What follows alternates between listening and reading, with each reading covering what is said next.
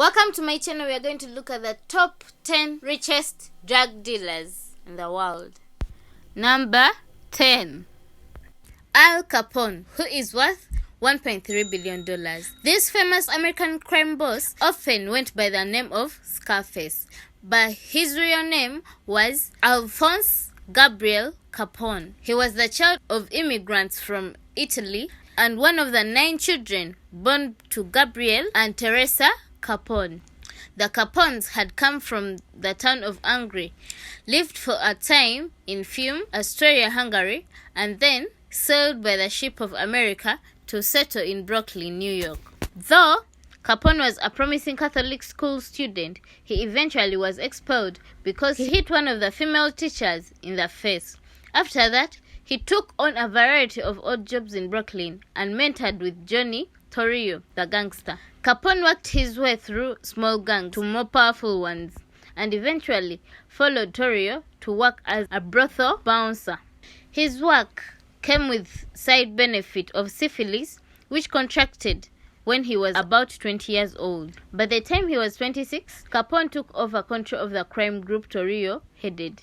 The organization had illegal breweries and liquor transportation in a crime network and extended it into Canada. Topping it off was the protection given to the network from politicians and law enforcement.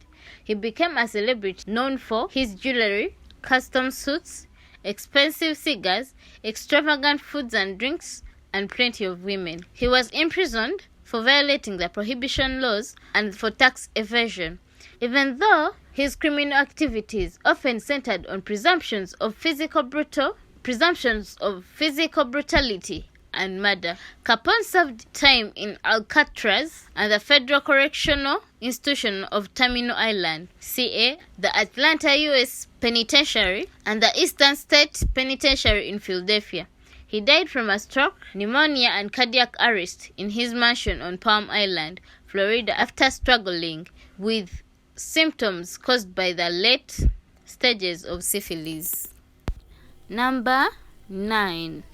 Griselda Blanco, who was worth $2 billion. She was a member of the Medellin Cartel, a Colombian drug lady, and part of the Miami underworld of cocaine drug trading. She is said to be the trafficker responsible for perhaps 200 murders during the time she transported cocaine from Colombia to Southern California, Miami, and New York. She was born in Cartagena and was shot to death in Medellin at the age of 69. She started her criminal life picking pockets and looting. She was a historic figure in drug trafficking from Colombia to the United States. Her drug network was violent, lawless, and freewheeling. Her corrupt business practices created revenues from drug distribution said to be more than $80 million every month. Her competitors eventually made attempts to assassinate her, so she escaped to California. She was arrested and spent 10 years in jail, but ran her cocaine empire from prison. She was equally comfortable with guns, cocaine, and a bisexual life. Court proceedings revealed that she killed random bystanders, her business competitors, strippers, a boy who was just 4 years old, and 3 of her former husbands. According to one of her sons, she eventually embraced a new life as a born-again Christian. Griselda Blanco, Restrepo, carries several nicknames: Cocaine Godmother, La Madrina, Queen of Narco Trafficking, Black Widow, La Dama de la Mafia. Number 8. Carlos Leda, who is worth $2.7 billion. Carlos Enrique Leda Rivas is serving prison time in the United States as a Colombian drug lord. He co-founded the Medellin Cartel. He operated a massive cocaine transportation network in the Bahamas on Normandy's Cay Island.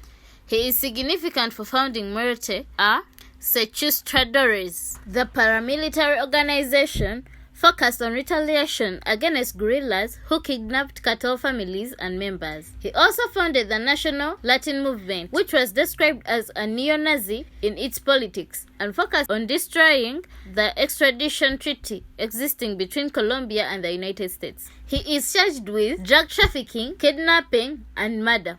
Leda's downfall came when he attracted attention to his Normandy's Cay operations by openly bribing officials in the Bahamas. Leda's father is German and his mother is Colombian. His family owned a used car business, and Leder began his path towards a life of crime by stealing American cars to sell in the family business. It is believed that Leder continues to serve 55 years of a life without parole sentence, plus an addition of 135 years. But because he agreed to testify against Manuel Noriega, it is also thought that Leder is living in the Witness Protection Program. Number 7. Gilberto Rodriguez Orejuela and his brother, who were worth $3 billion. Gilbert and his brother Miguel, joined together with Jose Santa Cruz Londono, formed the Cali Cartel. It was named for its city base of Santiago de Cali. Cali has access to the Pacific coast, which is its major distinction from other Colombian cities. The brothers began trafficking marijuana and then added cocaine. The Cali Cartel differed from the violent Medellin Cartel by using bribery to reach its goals. Gilberto was arrested when the Colombian National Police raided his home. Gilberto had evaded the police earlier because he hid in a bathroom cabinet, along with a tank of oxygen. He was convicted and sent to prison to serve a 15-year sentence. He was freed for a time and then recaptured. Gilberto and Miguel were both extradited to the United States and pleaded guilty to conspiracy to import cocaine and subsequently conspiracy to engage in money laundering. Gilberto is serving 30 years at the Badner, North Carolina Federal Correctional Institution. The brothers agreed to plead guilty in exchange for obtaining immunity for 29 members of their family. Number 6. Jose Gonzalo Rodriguez Gacha, who was worth $5 billion. He was also known as El Mexicano. Gacha was killed at the age of 42 by police. He had made enemies with the DEA, the Cali Cartel, the Colombian government, FARC guerrillas, and Victor Carranza and his so-called Emerald Guild. Eventually, his enemies collaborated to break him. The Cali Cartel infiltrated his organization, and the rest shared intelligence reports with the government. Informants contributed to Gacha's locations, and eventually a huge raid took place.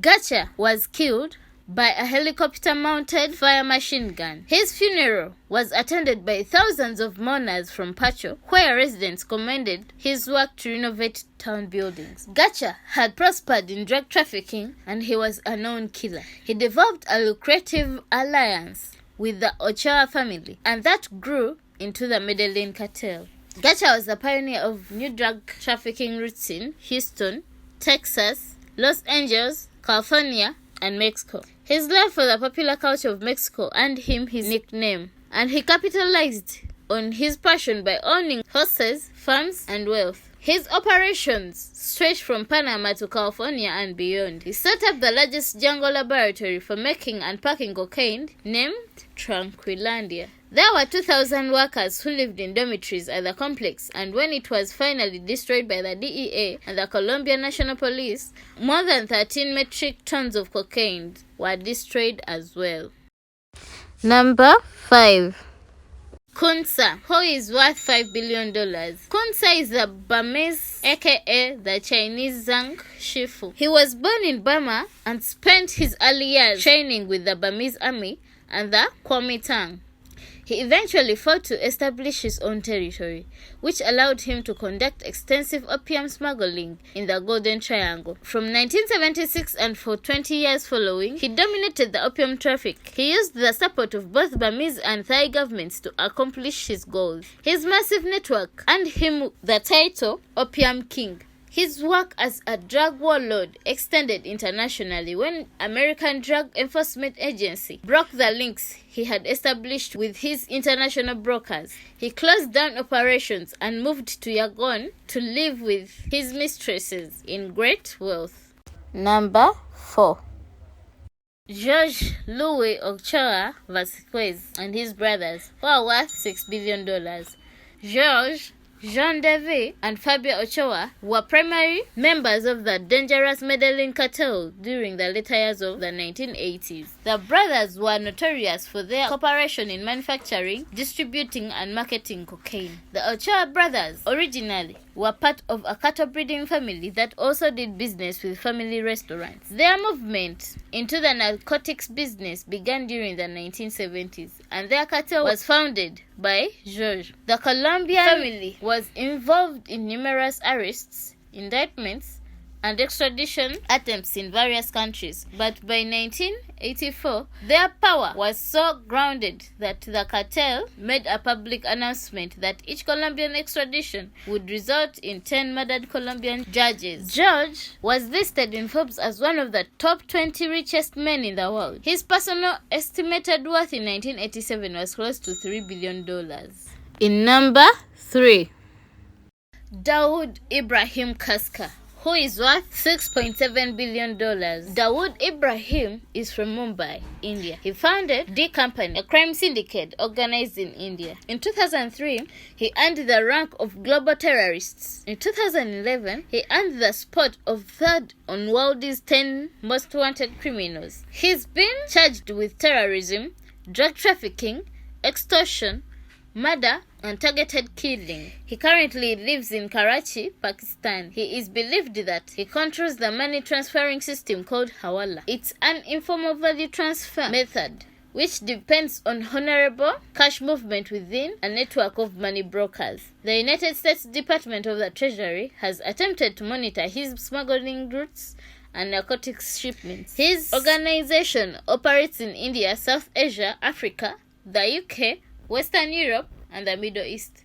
and shares similar networks with Al-Qaeda. Many concerted efforts have taken place to have Ibrahim brought to justice in India, but he maintains Pakistani passports and residence, and reports indicate that he may have shifted operations to the Pakistani-Afghanistan border. His D Company has also been linked to the Bollywood industry, as numerous studios and films were financed and threatened and extorted by it. The film Shootout at Wadala is about Ibrahim's D Company and its growing influence. Number 2. Amado Carrillo Fuentes, who was worth $25 billion. He was known as the Lord of the Skies because he transported drugs using his huge fleet of jets. He also viciously took over the Juarez cartel when he assassinated his boss. Once Rafael Aguila Guajado was dead, it opened the way of Fuentes to become the cartel head. Fuentes came from a family of 11 children, and once he learned the drug trafficking trade, he added his brother and his son as his employees. The empire he built was a multi-billion-dollar drug trafficking machine. In Mexico and in the United States, authorities were determined to capture him. In an effort to evade them, Fuentes tried to have his appearance changed with plastic surgery.